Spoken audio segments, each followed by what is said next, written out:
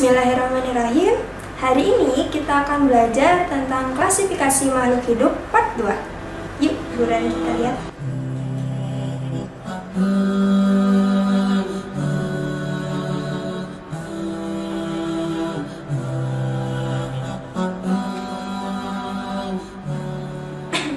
Bismillahirrahmanirrahim. Assalamualaikum warahmatullahi wabarakatuh. Halo, apa kabar semuanya? Hari ini kita akan belajar tentang klasifikasi makhluk hidup yang part kedua ya. Yang di part pertama kita udah belajar tentang urutan takson, kenapa juga perlu takson, kingdom Monera dan kingdom Protista. Sekarang kita lanjutkan ke kingdom lainnya. Oke.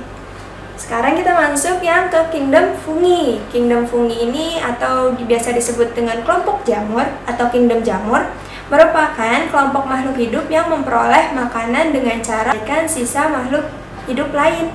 Nah, kingdom fungi ini tidak berklorofil, berspora, tidak mempunyai akar dan batang dan daun sejati, jamur hidup di tempat yang lembab, bersifat saprofit atau organisme yang hidup dan makan dari bahan organik yang sudah mati atau yang sudah busuk.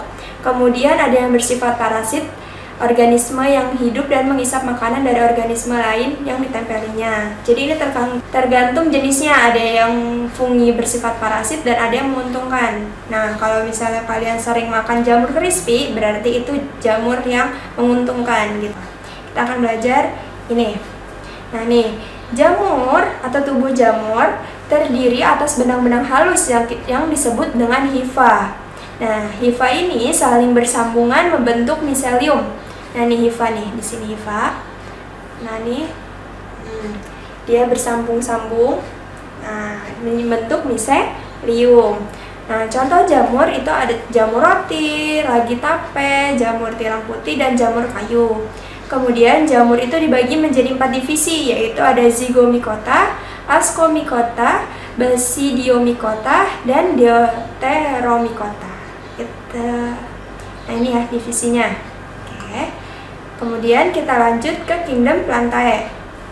Nah, kingdom plantae ini atau sering kita sebut dengan kingdom atau dunia tumbuhan.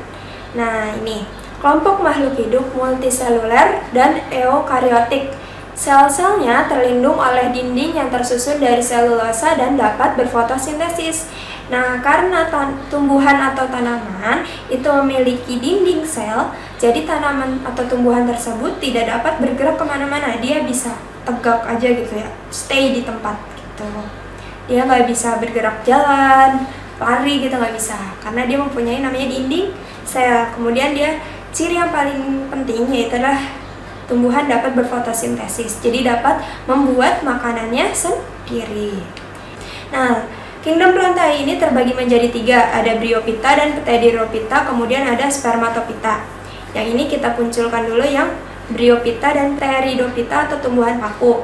Nah, Bryophyta ini memiliki ciri-ciri berupa talus, tidak dapat dibedakan antara akar, batang, dan daun, tidak memiliki pembuluh, berkembang biak dengan spora. Kemudian ada Pteridophita, yaitu adalah tumbuhan paku. Dia memiliki ciri-ciri akar, batang, dan daun sejati, berkembang biak dengan spora, memiliki pembuluh, dan tidak memiliki bunga.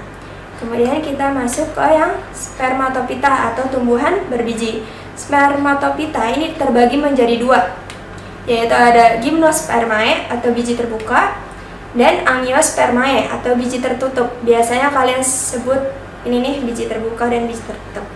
Nah, dia memiliki ciri-ciri yang Gymnospermae dulu ya.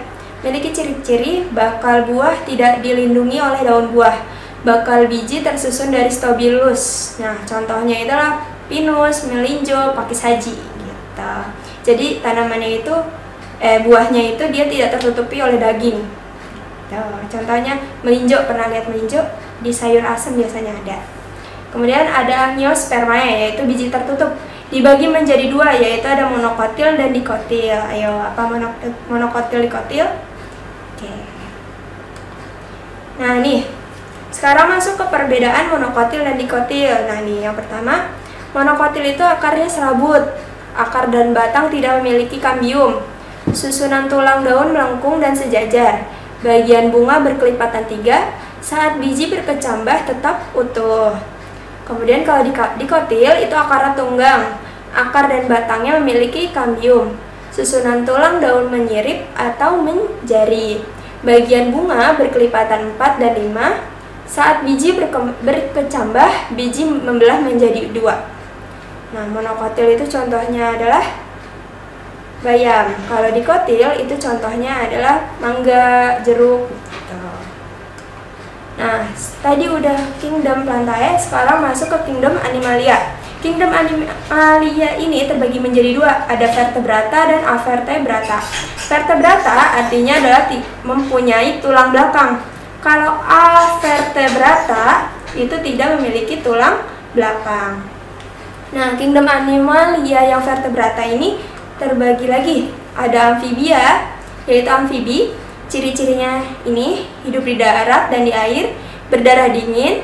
Kemudian ovipar, kulit tipis dan berlendir, alat geraknya berupa kaki, bernafas dengan paru-paru. Amfibia itu bisa contohnya adalah katak. Kemudian ada reptilia atau reptil.